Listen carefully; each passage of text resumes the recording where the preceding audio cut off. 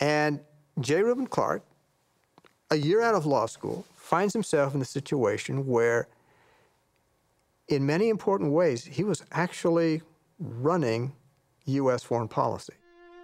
While Solicitor Scott attended overseas conferences and basked in university lectures, Reuben was handed a case that would catch the public's eye.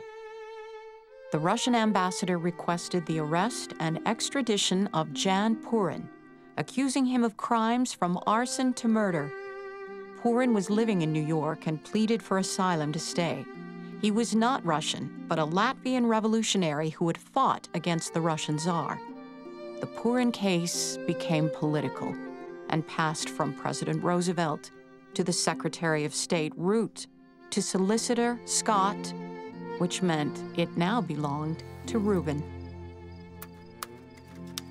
In the beginning, Reuben concurred with President Roosevelt's opinion that the Latvian should be extradited. But after compiling historical documents and completing extensive research, Reuben recommended granting Purin political asylum.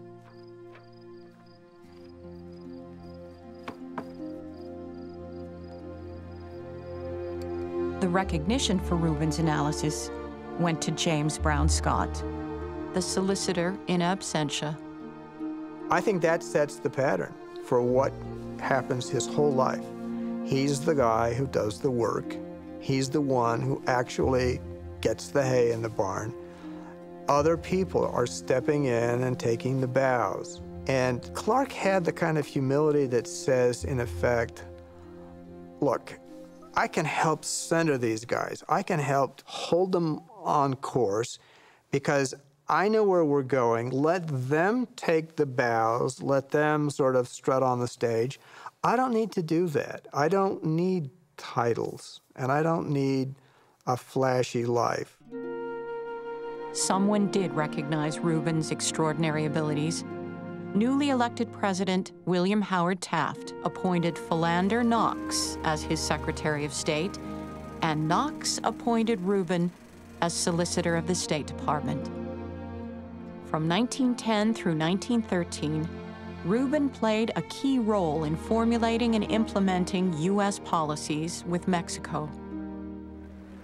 With the election of President Woodrow Wilson, Clark resigned from the State Department for private practice. He was 42 years old. And then he opened his own offices. I say offices because he had an office in Washington and he had an office in New York. He would spend generally the first 3 days of the week in Washington. Then at midnight, he'd get the train and go to New York, then spend all day Friday and Saturday, the latter part of the week in New York. In the first year of private practice, Reuben completed over 1,200 investment proposals spanning 5 continents. He was prospering, but war was on the horizon. American ships have been sunk, American lives taken. Our motive will not be revenge, but only the vindication of right, of human rights, of which we are only a single champion. With a profound sense of the solemn, I advise that the Congress declare the recent course of the Imperial German government to be in fact nothing less than war against the government and people of the United States. As the U.S. entered World War I, Reuben closed his law offices and joined the Army, commissioned as a major in the Judge Advocate General's office. He was 46 years old. His military salary was 1/10 of his annual private law practice earnings. Time after time, he turned down opportunities because he believed that there were more important things to be done and they really didn't have a price tag. That's what I mean by sticking to his route, sticking to his course, and not being sidetracked. And I would hasten to add, he dreamed of riches. He wanted a lucrative law practice. He had 3 law offices at one time in his life, all of them going sort of side by side. And yet, when the opportunity came to really sacrifice something of importance for mere lucre. He always chose the thing of importance. He did that routinely. He did that his whole life. At the beginning, I did want to do certain things and had to give up, but my life has been made most largely by merely doing the work of the day as the day came, one job after another. My grandfather was very patriotic, due in large measure to the fact that his father, my great-grandfather, served in the Civil War. And everything that grandfather did, he gave it his whole heart. It was 100%. And I think that he felt at the time that it was appropriate for him to serve a stint in the military, which he did. And he threw himself into that with the same vigor and the same dedication and focus that he did with everything else he did, so much so that one of the honors he received was the highest non-combatant honor that the military can give. At the time he completed his military service, Reuben and Louisine had 4 children: Louise, Marion, J. Reuben Clark III, and the youngest, Louisine. He then opened a law office in Utah, but didn't spend much time there. He was asked by President Coolidge to take charge of the United States-Mexico Mixed Claims Commission. In October 1927, he left for Mexico City at the request of the new Mexican ambassador, Dwight Morrow. Dwight Morrow went all around this country interviewing different people to try to find the man who was thought generally to be the best legal mind, to be his legal advisor in Mexico. Everywhere he went, he got the same response: J. Reuben Clark, J. Reuben Clark, J. Reuben Clark.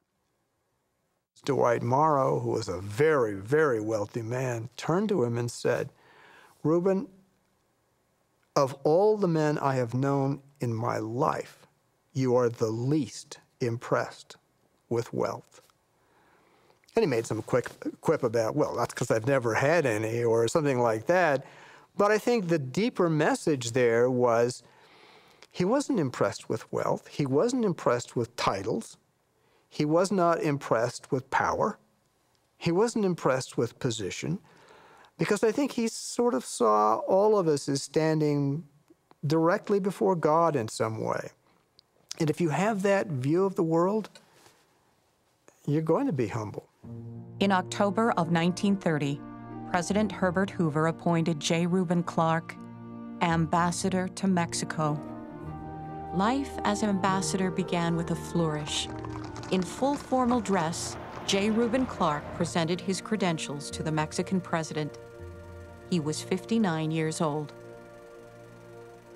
He loved those Mexican people. From a church standpoint, while he was there, because officially church and state couldn't coexist in that, and especially in Mexico at that time. But he would get in the car, the embassy car, and he would drive out, and he would go and he would attend his meetings out with those Mexican saints. And he'd sit down with them on the floor. He would laugh with them. And that relationship that he had with those Mexican saints was wonderful. They loved him. He was greatly admired, greatly appreciated. On December 11th, 1931, with the death of his second counselor, Charles W. Nibley, LDS Church President Heber J. Grant was searching for a replacement. It was at the funeral, and just right out of the blue, President Grant turns to him and says, "I know who we're going to get to take his place. We're going to get Clark, the ambassador to Mexico." And that was a shock, because it came right out of left field, right out of the blue. This was not a name on anyone's list of hopefuls for the first presidency. It was a remarkable incident. I mean, if you think about instances where some sort of divine influence is dramatically exerted on the course of the church, I can't think of one to compare with it, really, since the times of Joseph and Brigham. A few days before Christmas, Reuben received a letter from President Grant asking him to serve as a counselor in the first presidency. For one who had never served in a position of church leadership, The high calling came as a great surprise and shock. Overwhelmed, Reuben drafted a reply. Dear brethren, I have never aspired to church office. Its honor and dignity I appreciate, but its responsibilities seem too grave. But when a call comes, charged with the responsibility of presiding over the church, then I, responsive to my training and my faith, must answer the call. It is for the Lord to say when and where I shall serve. Over the next months, Reuben managed to complete his governmental duties, and with the Democratic landslide in the November election of 1932, his resignation as ambassador of Mexico came at an opportune time. On April 6, 1933, J. Reuben Clark was sustained as second counselor to President Heber J. Grant in the Church of Jesus Christ of Latter-day Saints. He was 61 years old. The Lord speaks of bringing the church out of obscurity and darkness. We have suffered over the years with a reputation of being an obscure kind of religion. We need to do everything we can to disabuse that concept, to lead the church out of obscurity and darkness. He won a reputation as a lawyer in the State Department initially, and he never was ashamed of his religion. He never betrayed his religion in any way.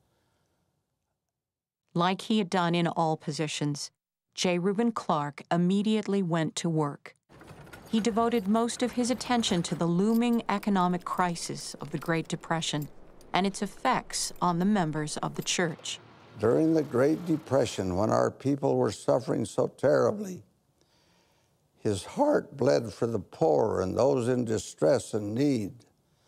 And he was instrumental as a counselor to President Grant in setting up the welfare program, first known as the Church Security Program, and then came to be known as the Church Welfare Program. The Church Welfare Committee met regularly during this developmental phase until President Clark's concept was formally presented to the church in 1936 and accepted by the saints as the Lord's will for his people. On December 7, 1941, Pearl Harbor was attacked. This national tragedy was a personal one for the Clark family. Mervyn Benyon, Louise's husband, was killed on board his battleship, West Virginia. Grandfather, with all of his connections, his network, found out quite quickly that Mervyn had been killed. And he stood in front of the window and stared out the window for a long time, contemplating, trying to get his emotions in check. He had great respect and great love for Mervyn. Grandfather stared out that window for a long time. One of the comments he made when he came out of his reverie was, I'm glad he didn't have to kill anybody. In the summer of 1944, and after 46 years of marriage, Louisine died after a short illness. His widowed daughter Louise moved in with President Clark and would stay with him until his death. It was lonely for President Clark. He began spending more time at his farm in Grantsville. He'd continued his work as a counselor under President Heber J. Grant, and following the prophet's death in May of 1945, he served with Presidents George Albert Smith and David O. McKay. But nothing pleased him more than working in his library, where he wrote the manuscripts for his books and many talks. One of his best-loved conference talks addressed the rank and file church members.